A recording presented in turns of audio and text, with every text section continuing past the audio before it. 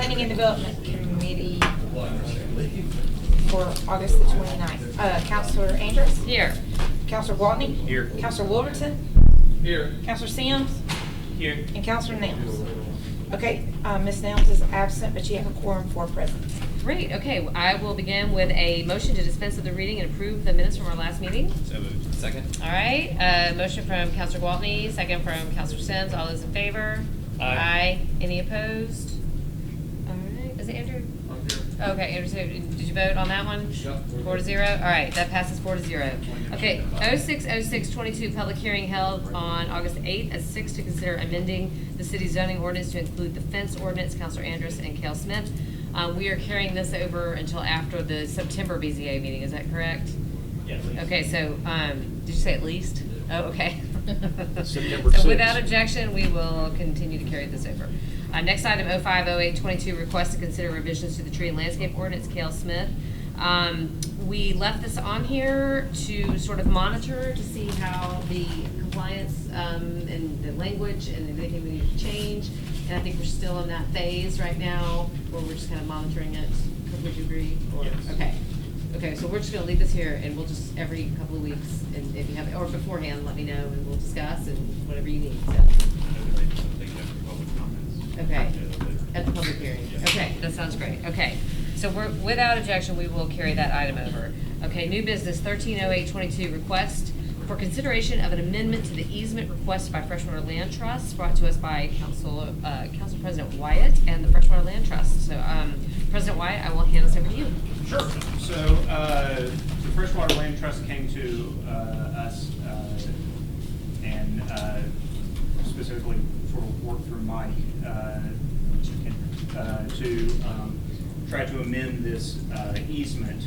Basically what the amendments do are to simply strengthen the land trust's control over the property, which is something that no one has disputed. So, you know, from the city's perspective, has always been that the land trust controls that property. Whatever happens in there has to be done with their approval. Anything that they don't approve of can't be done. So this document should strengthen that, at least as I read it, and as Mr. Kendrick reads it. There is a provision in here about the city paying for the easement. Mike, is it if it ever? Yeah, let's see. Evaluation fund? Yeah. It's on page 7, paragraph F. It's fair market value. And that would be triggered by what event? Extinguishment of the easement. Right. So in other words, if the easement goes away, then we would pay the land trust for taking the easement back. And I wasn't on council at the time. Did we charge them anything for the easement when we gave it to them? Yeah. Okay. So I'm not exactly sure why we would pay to give it back. I don't, but with the exception of that provision, the rest of the provisions I think are fine. And like I said, just sort of strengthen the trust control over the property, which I think is a good thing. So so anyway, I've got a question about the easement thing, but otherwise I think it's a good thing. Yeah. Could you clarify which property this relates to? Oh, I'm sorry. Yeah. So this is the property over by the high school, the reserve that's Nature reserve. Yeah, that goes up the hill towards that stadium. Thanks. Yeah. Did you have a question about the item that what you mentioned as far as the paying to release the easement to them? Yeah, I feel like that needs to be struck if we didn't Right. initially We didn't. receive compensation. And if you. Yeah, I'm Russia yep, Smith. yep. Russia, feel free to speak From to the this. Freshwater Land But that's Trust. my You wanna, question. yeah, can Yeah, you you come, guys- Russia, if you'll sign in, introduce yourself, and take it away. Okay. And I'm happy to answer any questions as well.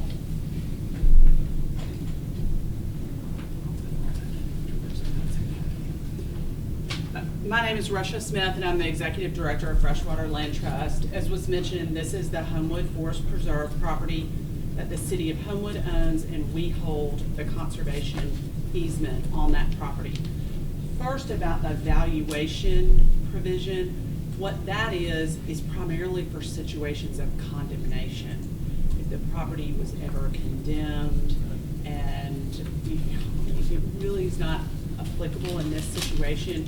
We have added it to our conservation easements going forward in situations where the landowner receives a tax benefit from the property, and so the IRS has encouraged us, along with the Land Trust Alliance, to add this provision because there was no tax benefit, obviously, to the city of Homewood for this conservation easement.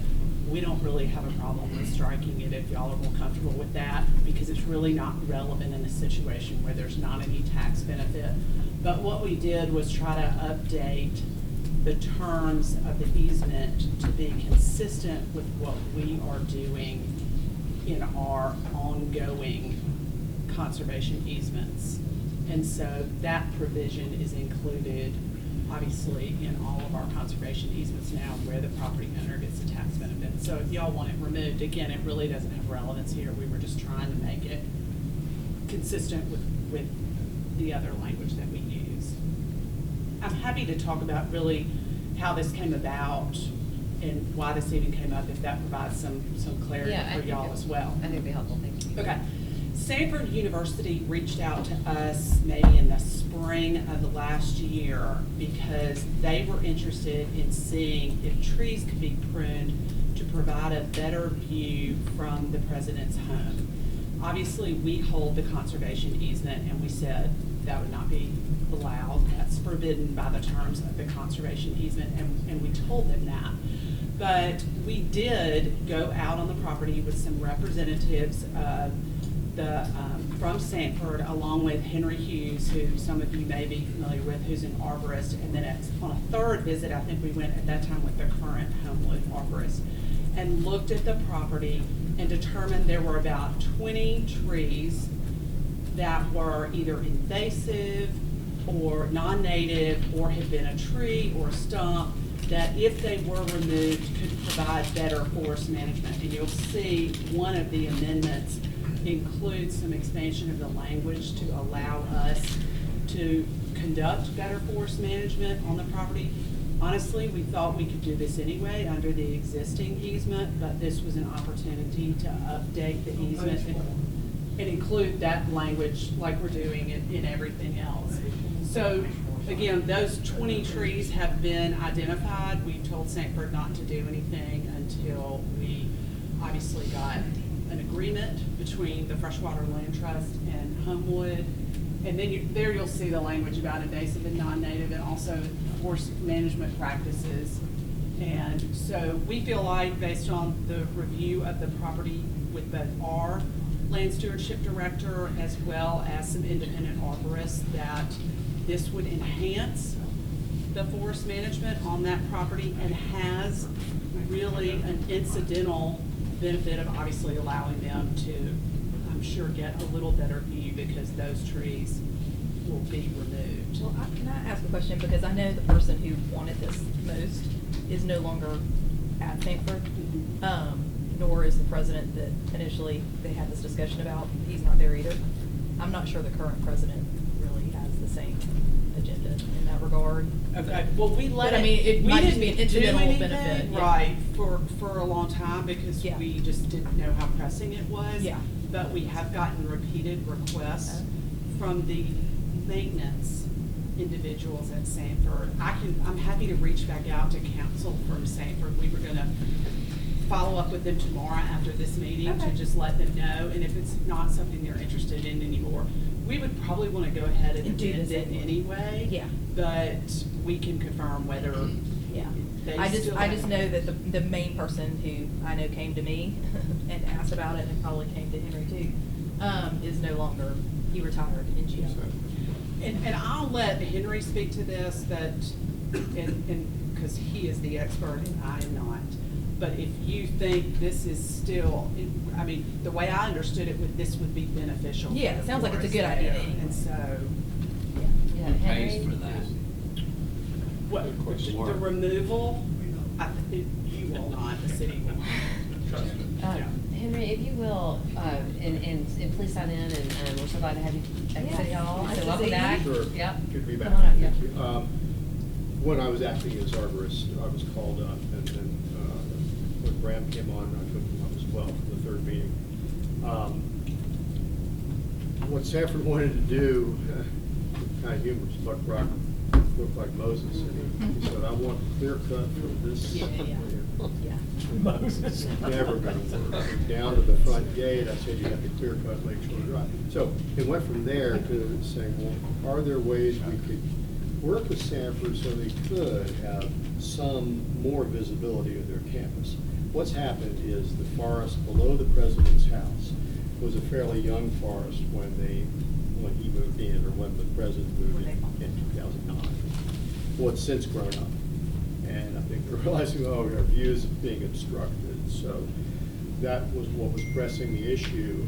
And I told Mr. Brock, maybe there's some way, if we go in and look very carefully, and you pick out some specific sites from the campus, that we could enhance some view of specific places on the campus. I have heard no more about that. Don't know if there is any interest anymore in doing that. But the main thing with the immediate issue was if we could remove, they had attempted to remove some trees on their own on the property. They went over their line and went maybe 150 feet into the preserve and cut trees down. Those have now resprouted, making the situation even worse because they resprouted in multi-stem trunks. And it further obscured the view of the campus. So I said, well, if we go in and prune those back to one single trunk, that will enhance the forest management and it will correct the problem they created. So that's sort of what we're trying to do at this point. I would just kind of let sleeping dogs lie with the view thing. Yeah. I think that I got the idea when I went to New York in the Hudson Valley on historic properties.